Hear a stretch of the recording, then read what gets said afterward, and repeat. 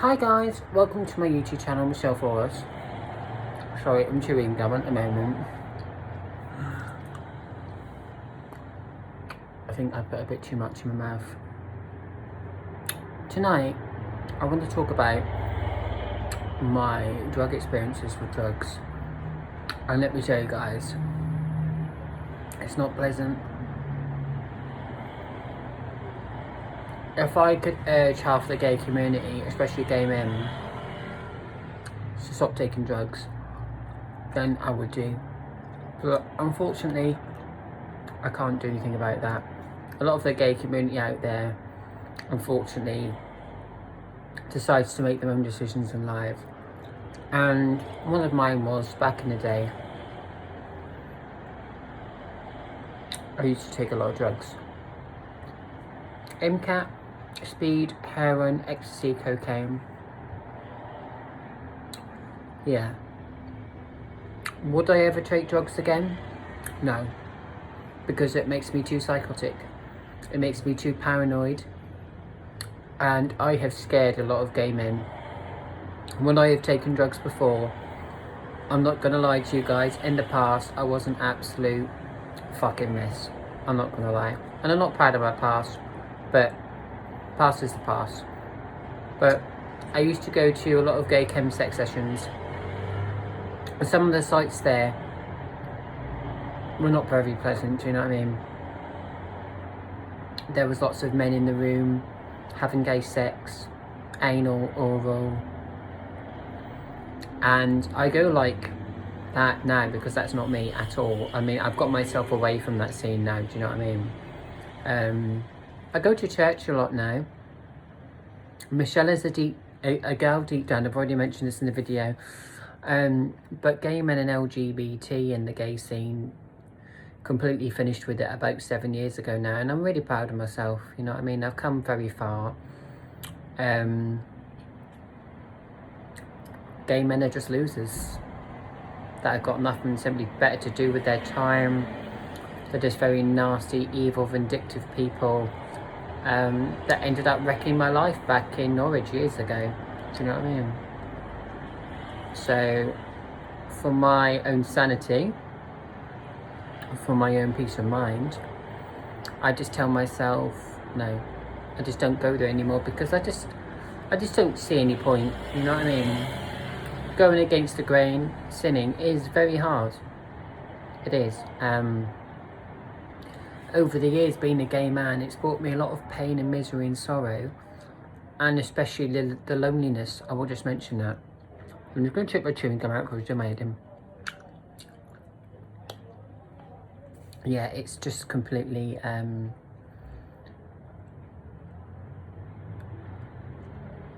it's like finished me in a way, like LGBT. I just can't describe the scene and how toxic it is. It's just not very nice. It's not nice to get involved in that type of environment. I was overdosed with gay men. They told me it was MCAT in Islam, and it wasn't. It was methamphetamine, TNT, and speed. They slammed it into my vein around this guy's house, and before you know it, I'm fitting on the kitchen floor because I couldn't breathe. And I almost, touched wood, I almost lost my life. You know, I almost lost my life. I will never forget it, guys. It was one of the most horrific times of my life. You know what I mean? I urge anybody out there that is watching this video that is really struggling with drugs, is to try your hardest and stop. I know it's hard, I know it's difficult, but the sooner you stop, the better you will feel. I ended up stopping because I needed to stop. And my doctor told me, my heart consultant told me, if you carry on, you are not going to be alive. When you reach 40, you are going to die. That is what he told me, and that is what woke me up, because I thought, do you know what? I'm sick of these palpitations. I'm sick of this pain. I remember I used to get myself that high. The come downs were awful, and it's my own fault, because when you take drugs, a lot of drug users out there, no disrespect towards them, don't know how to come off drugs, and I didn't. And the thing that almost killed me is I went cold turkey. So that basically means stopping drugs all in one go. My doctor basically said to me a while ago, back in Edinburgh, that if I would have slowly came down with if I would have come, I was taking methamphetamine, but if I had something to obviously slowly come down off it with, I would have been alright. But unfortunately I didn't. I shocked my system. There was a house share that I used to live in Birmingham years ago, and the ambulance was called, and there was a few neighbours running down the road because they could see me fitting in the living room. That's how bad it used to be. And this guy, I never forget what he said, but he came in, he like literally dragged me off a sofa, he put me on the floor, he put me in the recovery position, and he was like, oh my god, bruv, do you know what I mean? He's like, oh my god, are you okay, are you okay? I was like, no. He's like, I can't breathe. And that's one of the scary things, guys, when it comes to drugs. You do not realise what that can do to you. Like, drugs are extremely dangerous things. They are extremely potent. Especially nowadays as well, these days, cocaine on the gay scene is lethal. You might as well fucking call up the devil and Satan to fucking ask you for help. Do you know what I mean? Because once you take that drug, and once it's in your system, and once you inject it into your veins, there is no going back. And unfortunately for me, that is what almost killed me. So yeah, back in the day, I used to take drugs, I used to mix with the wrong people, not anymore. I've been clean of drugs now for about 13 years, and let me tell you, after you've been clean for so long, it does kind of like make you feel strange. Like, I can't tell you guys like how fucked up I made my body. Like, parts of my body when I started not taking drugs, like I was really like craving drugs. I'm not gonna lie to you, I was craving it so badly to the point where I wanted to go around my mate's house and I wanted to pick up that needle and I wanted to slam myself because I was like gagging to be fucking slammed with drugs. Do you know what I mean? Once you start drugs, it's like a vicious cycle. Not because you just want it, because it's like a sweet, but like when I used to put that needle, like you do in a hospital injection, once I used to put that in my arm and stuff, I just used to love seeing that. It's the whole thing of slamming someone or slamming yourself, is you get that hit, you get that high from that rush, you get your reward, you stick the needle in your vein. Don't ever do it because it'll kill you one day, but it won't kill you straight away, but it will kill you, obviously, depending on how much you have. But once you put it into, like, say for argument's sake, a big vein, that is a big vein there now. I never used to have any veins on my arms because it used to be that bad. But say for argument's sake, you put the needle in there and then you pull the needle half out, then you see the blood, and then once you've got the blood in the vein, that's when you obviously then, once you've got the blood, not in the vein, once you get the blood in the needle, and then obviously you get the drugs in the needle, and then obviously you get the, I can't even fucking talk today. You get the blood in the needle, and then once it's in there, you slowly obviously press it in, the drugs in the vein, so you get no bumps or anything, and then you put your arm up, and the next minute, the what do you call it, the guy in the house, which was the host, was like, put your arm up like that, and he was like, can you feel it, can you feel it? And honestly, bro, fuck me, like literally when I used to feel the rush of the MCAT, literally like whack, like it was so strong. You might as well just give me fucking 5 tequila shots all in one go, because it was like a bit like Chelsea, aren't I? Sorry. I was like this. And the host was like, can you feel it? Can you feel it? I was like, yeah. And yeah, not a pretty sight, but that is what it does to you. And then what happens is your heart starts racing. So my heart would like race really fast for about 20 minutes and it would stop. And then guys, like, you'd just be left in this kind of euphoria la la land where everything was slow kind of thing. Your hearing goes funny, your hearing goes like really soft and crackly, and oh my god guys, like, I'm not gonna lie to you, the first time I ever tried MCAT, it was the best experience of my life. I'm not gonna lie to you guys, but then unfortunately it became a vicious vicious habit, sorry, and then obviously that's what killed me eventually,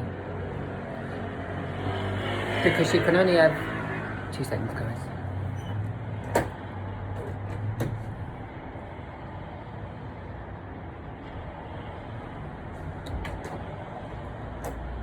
You can only have so many drugs or one a specific drug until your body turns around and says to yourself, right, that's enough. I can't deal with this. And unfortunately, that is exactly what happened to me. I kept taking MCAT, I kept taking speed, I kept taking all these different drugs. And unfortunately for me, it was just like, that was my downfall in my life. That is where I lost my parents, bruv. Do you know what I mean? And I'm not going to talk about my parents because it upsets me too much, but that is where I lost my adopted birth mum and my adopted birth dad, because they couldn't take it. When I got admitted into hospital and my mum had to hear me screaming down the phone saying, Mum, I'm in pain, I'm going to die, I'm going to die, I'm going to die. That's when my heart was 175 beats per minute in resus, by the way. And my mum was in tears. My mum could not cope with that phone conversation, so my dad took over. My dad took over the phone conversation and my dad started crying. And I remember him saying, son, I love you. Calm down. Never forget that. All right? It's too much for me and your mum. We're going to have to go. We love you so much. You take care. And that's the last I've heard of him. But my dad stayed on the phone for a while and he actually cried. I remember my dad crying down the phone. You know what I mean? He was like, he was shocked. It was like just, he could not believe the state that I got myself into. But welcome to the gay world. Welcome to the devil. And would I say the drugs the devil's work? Yeah, I would. On a separate note, a bit like door closers. Door closers are the devil's work. I'll talk about them in a different video. But they are. I had 1,000 of them, so I know what I'm talking about. But yeah, drugs, guys, honestly, like, Jesus Christ. I messed myself up big time, honestly. Like, there was a point in my life when I was in Edinburgh, and I used to be homeless in Edinburgh, and it was awful. I was homeless for about 2.5 weeks till the council picked me up. Long story. Talk about that in a different video. I went to like the food van one night, and I just remember standing there, and obviously I had like lots of food, like things to eat and drink, but I just remember standing there, and because I got myself into such a state with the drugs, and because it fucks you up so badly, years after, I just stood there. I nearly had a fit. There's been several times over the last couple of years, like, I think it starts to get worse as each year goes by. I don't know why, especially towards Christmas time. It's nearly Christmas, so I'll probably have a big fit again. But I actually broke out into like this massive fit, and it was horrible. Yeah, I broke out into a massive fit, and that was not nice. Should we put some more makeup on, my darlings? I think so. Excuse me, I'm in my pantaloons tonight. I sweat too much. So I like to do it.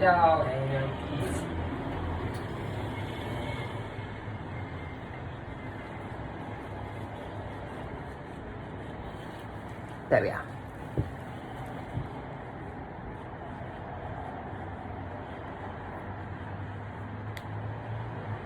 Got this today. It's my new Perfect Colour Moisturising Foundation Contour Stick. I love it.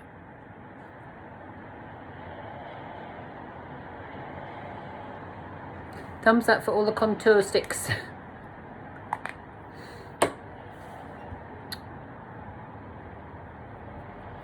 But yeah, I learned, unfortunately, like I just said, drugs in my life.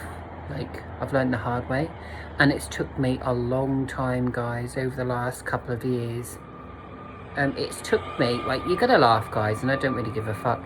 But it's taken me at least, I would say, a good 12 to 30, yeah, I'm not gonna lie to you, like a good 12 years to fully like try and get my head right and try and calm down. And like it just, honestly, once you take drugs, guys, it just fucks you up for so long, and it takes so long for your brain and your body just to get back to normal.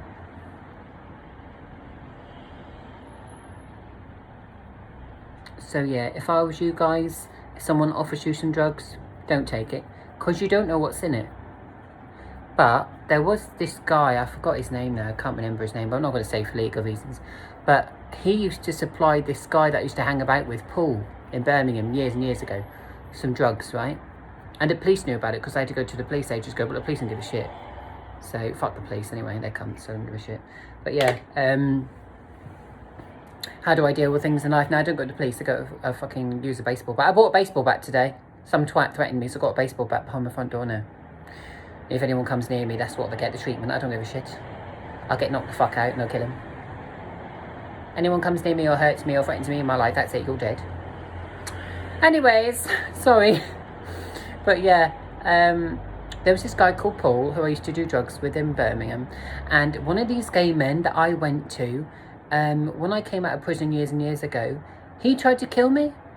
Not like physically, but like through drugs. We ordered some cocaine, we ordered some coke, well my mate did, and obviously Watson, so I paid for some as well.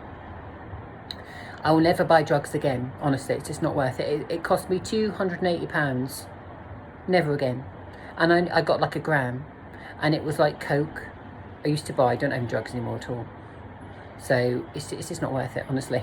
And then I kicked off at the drug dealer years ago, and he nearly came to my house and smashed my house up. I was like, what the fuck is this shit? I was like, a small little ball. I went back to the drug dealer van. I was like, you ripped me off, you cunt. It was like, come on, man. It was like, I'll start on you, you fucking little gay puff. I was like, oh, piss off, you stupid prick.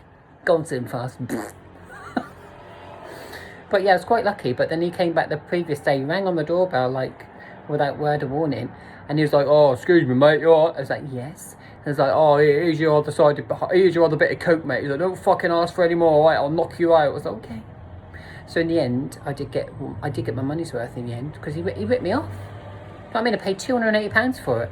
And my other friend at the time, years ago, Jonathan Palmer, in Birmingham. Hello, Jonathan Palmer, if you're watching, darling. Long time no see. Better this time I'm in 4K.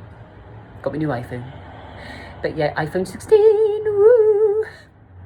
But yeah, I'm still trying to get used to it. I've never used iPhones in all my fucking life, so, you know what I mean? I love my iPhone 16, it's lovely.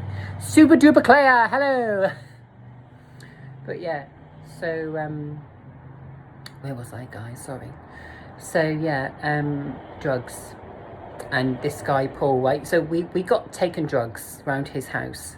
And I started sniffing some coke with him. And normally it gets me high, it gets me horny. I had a Viagra, he had a Viagra, because we were getting it on, basically. Fucking sucking, whatever, yeah? You know, the full shebang when it comes to the gay scene. We were doing everything, right? We were making out and everything. Once I've had drugs, I do anything. I don't like to be fucked because of my past. Well, not because of my past, but because some gay man in the past raped me. Long story short, it was true. That's why I'm not keen on anal now. But I'm fine, I'm getting slowly back into anal now, and I'm starting to enjoy it.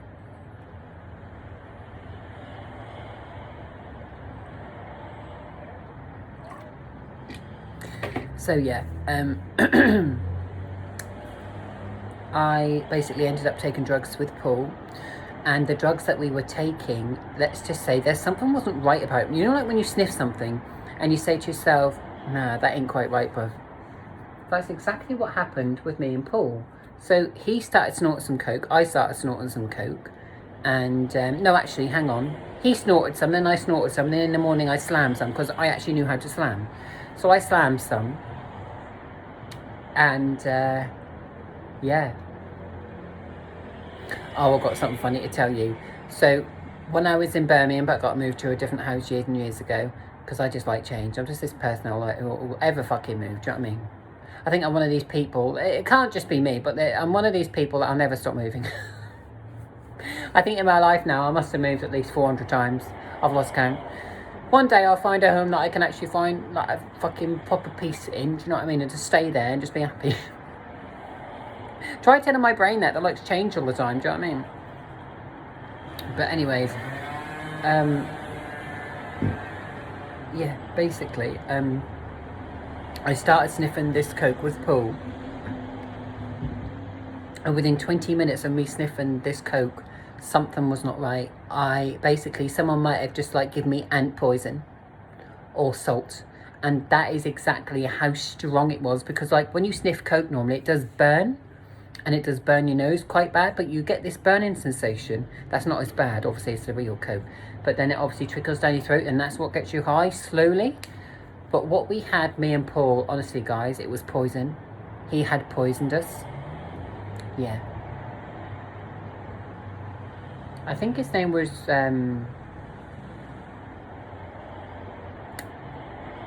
his name was Sean, but I'm not going to say the last name for legal reasons. But yeah, he did actually poison us. And I did try going to the police over at yonks and yonks ago, but because there was lack of sufficient evidence, you know what the police are like, they're fucking useless. So yeah, but I have not been well for years and years and years, and that explains why, like over the years, I've been so scatty with my behaviour and just panic attacks constantly and not being able to settle down normally and whatever, because this wanker decided to brain damage me. But now I'm fine. I'm actually fine. I'm not brain damaged. I have panic attacks now and again. I have got severe learning disabilities. I'll always have that for life. But I'm getting there. I am getting there. I'm proud of myself. Proud girl, Michelle. So yeah,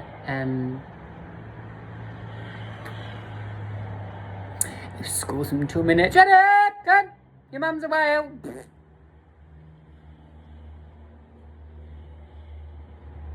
That's alright, I'm keeping you up all night tonight, bastard.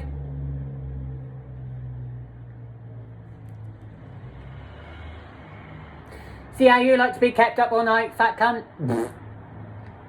Yeah, you would.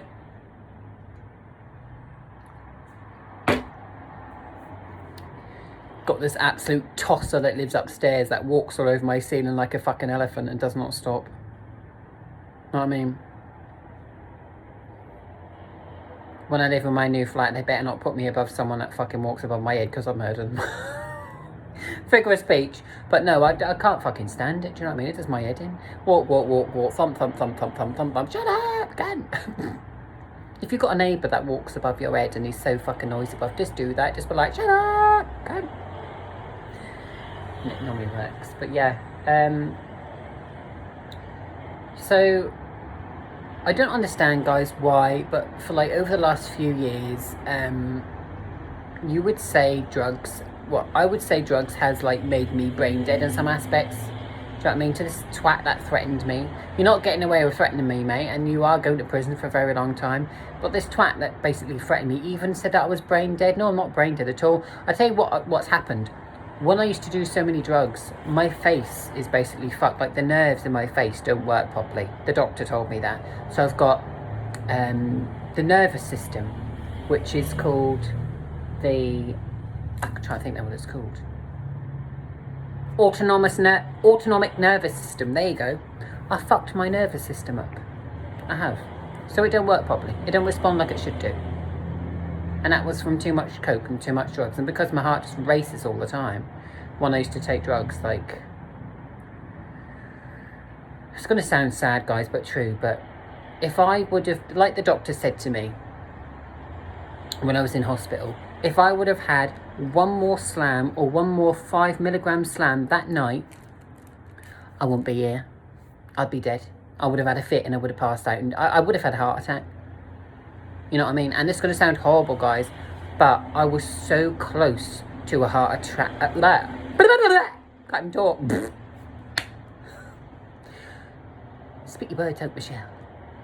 When I was high on drugs, I nearly had a heart attack because I could feel my heart racing so fast, palpitating, but you could say I'm my own worst enemy. When I was high, my doctor advised me to stop taking the drugs because of my heart condition. And my new heart condition, I didn't realise at the time, was type 2 Brugada syndrome. So imagine getting high, not realising you got type 2 Brugada syndrome, and then you're going to laugh, guys, I'm such an idiot. Like, I used to get myself into such states where I was so high, but then to calm myself down and shit, and because I was sick of being high, right? You're going to laugh now. I used to take a beta blocker, and I used to be on beta blockers because that used to obviously like slow my heart down and make my heart slower, right? But I used to obviously get myself high, my heart was racing from the drugs and stuff like this, right? And I'm trying to relax, right? And I'm trying to snog a guy or have a wank, right? And it's doing that, and I'm like, ah! Do you know what I mean? I'm trying to relax, right? So then I done a stupid thing. I picked up a beta blocker, bruv, and I took a beta blocker. And my mate turned around and went, what the fuck are you doing? I went, I took a beta blocker, mate. He said, don't you dare do that. He said, you're going to die, mate, if you do that. So my heart's going like that, really fast from the drugs, right? And it was, I had a drug overdose at the time. And then I've been a twat and took 2 beta blockers. I'm still lucky, guys, that I did not die from that. Because taking drugs and a beta blocker, yeah, you've gone the wrong way, mate. You need to turn around and go to Herman Crescent. Thank you. Anyways, long story short, guys, yeah, drugs, it did fuck me up. I took a beta blocker to slow my heart down, but it didn't slow it down. Like, I just felt my heart, like, I mean, you're gonna laugh. You know, like when two forces are against each other, right?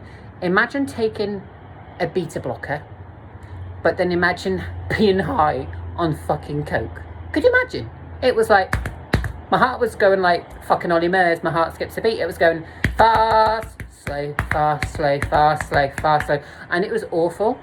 I tell you how bad it was. So there was like, I knew I fucked up, right? To the point where I'd overdosed and I took a beta blocker and I shouldn't have done. But I felt here at the back of my throat, something funny going on. So imagine a traffic light. My head is red, the chest is green, right? So it was like red, green, red, green, red, green, red, green. And I didn't know what it was, but I could feel the sensation in my head that I was going to either pass out or die, right? And I just remember tapping my mate and saying, you need to help me. Like, you need to get me urgent help. I don't want to cry and get myself upset. But if I didn't tap my mate on the shoulder when I did, and I said I needed that urgent help in the ambulance, I wouldn't be here.